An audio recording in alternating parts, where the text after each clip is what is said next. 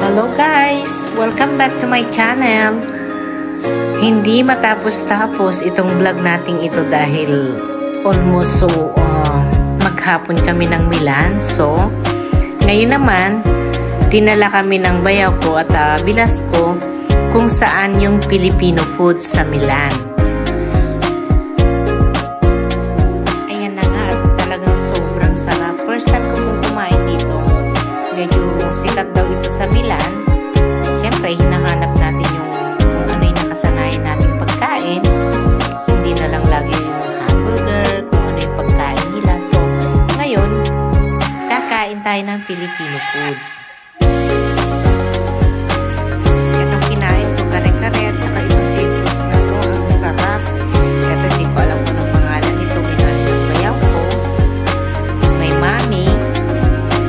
Sobra. Talagang sulit yung binayaran namin dito for the first time. Talagang nakakain ako ng Filipino foods at sa Milano pa.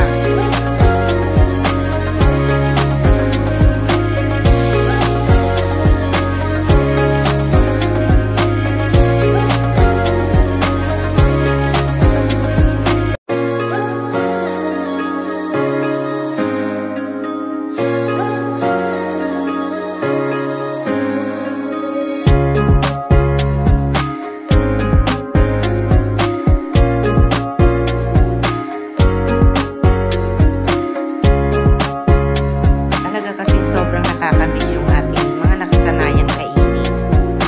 Ayan, may barbecue pa siya. May sisig pa siya. Kita niyo yan? Oh my gosh, stomach progress talaga. Tapos ito naman ay inihaw.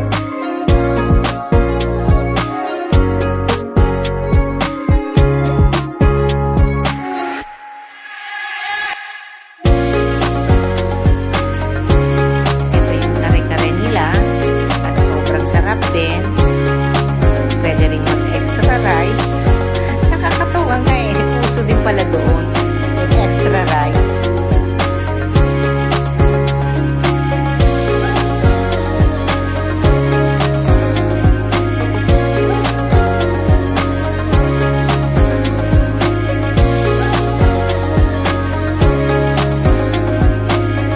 Sobrang nag-enjoy kami sa sarap ng mga pagkain.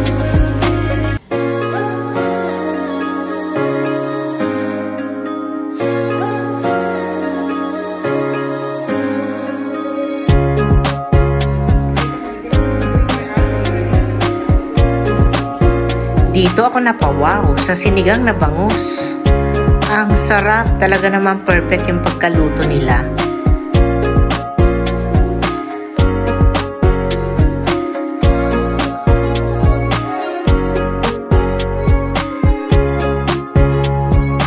Ito naman ang kinain ng asawa ko. Hindi ko alam kung anong luto yan pero masarap din. Wala kang itulak kabigin. Sobra.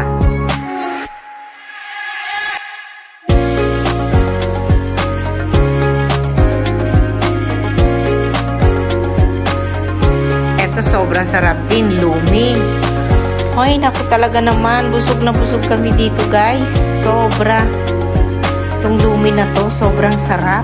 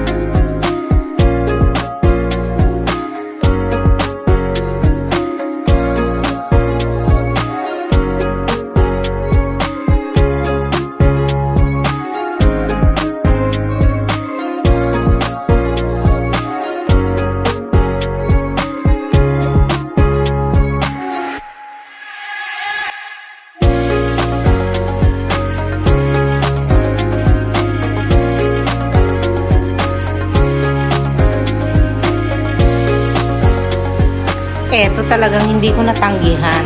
Actually guys, ang halo-halo, hindi ako masyadong mahilig.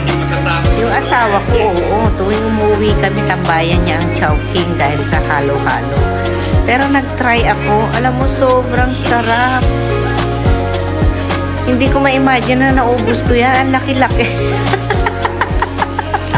Sobra, kompleto kasi ng ingredients, kaya sobrang sarap siya. Ayan oh, may leche plan pa siya. Kompleto ang ingredients. Kaya napawaw din ako dito eh.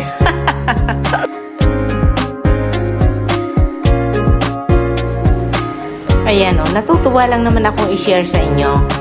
Kahit hindi ako mahilig ng halo-halo, for the first time, naubos ko yan, laking yan. Sobra. Ang sarap kasi. At saka medyo mainit na kasi sa Milan, kaya okay lang siya sa ambiente niya.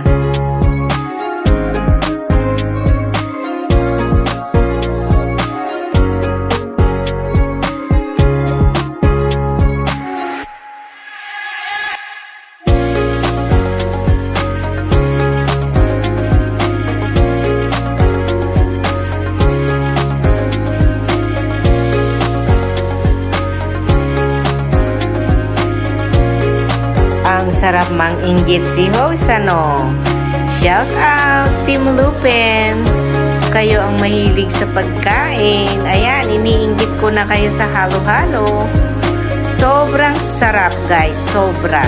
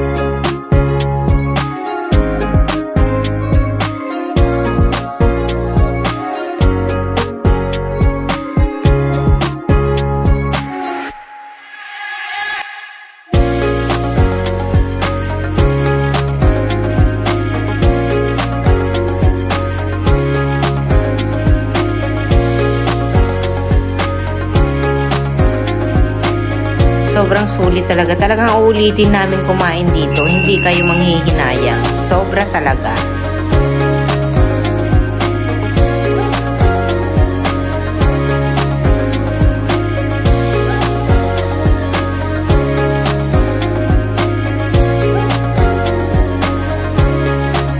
Diyos ko, bitin naman kasing kutsara nila. Ang liit-liit.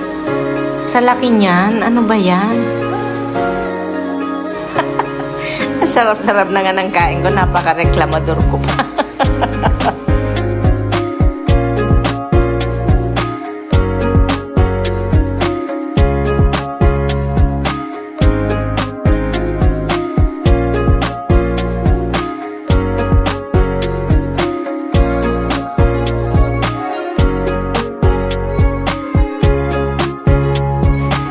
Pasensya na kayo, inulit ko. Tinatakam ko kayo talaga dito.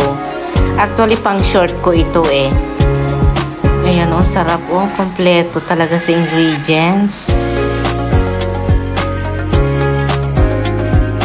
Afternoon, alam nyo guys, yung lunch namin, nagiya talaga akong magkape kami. Kasi talagang busog na busog kami. At kailangan ng maglakad-lakad ng konti para matagtag ng konti yung mga kinain namin. Kaya ayan na, magko-coffee kami. At ito na nga, nakahanap ako ng mauupuan namin.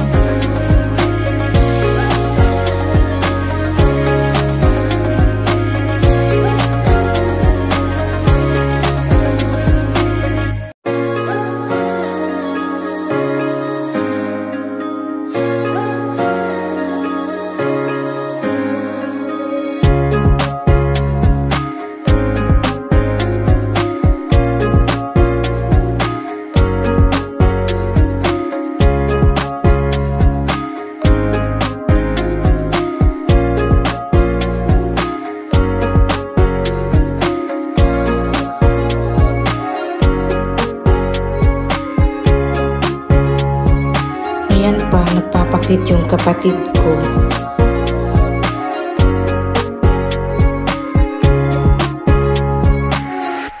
Siyempre, mawawala bang pictorial? Siyempre, kasama na yun sa buhay natin. Enjoy lang. Chill, chill.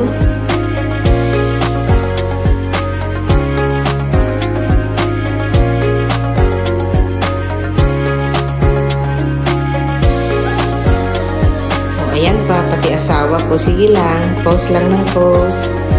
Libre naman, diba, guys? Sulitin.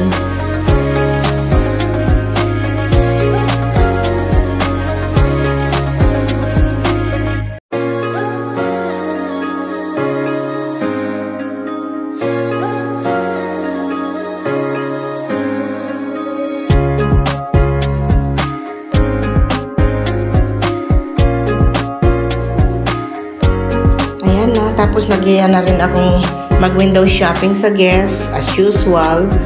Mapa Milano, Genova, Guess pa rin.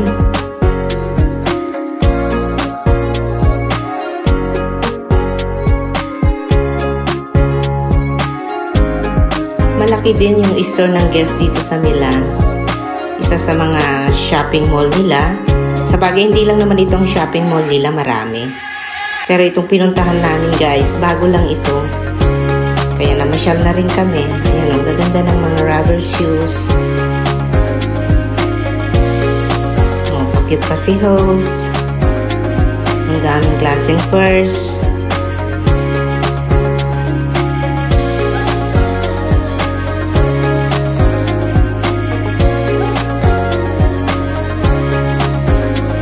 Mga dress nila ngayon, kapalibhasa magsa-summer, kaya puro bulaklak ang makikita mo.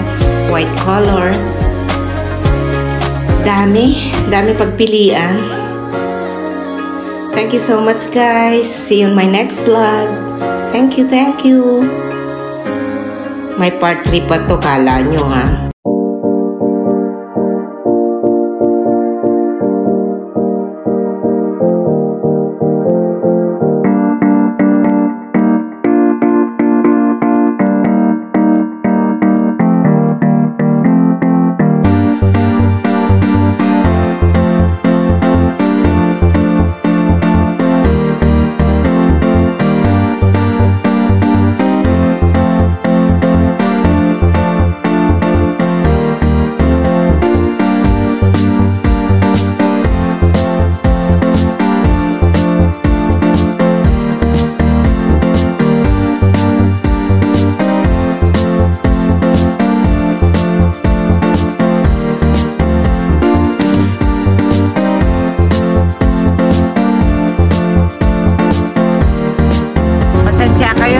Nakapuso.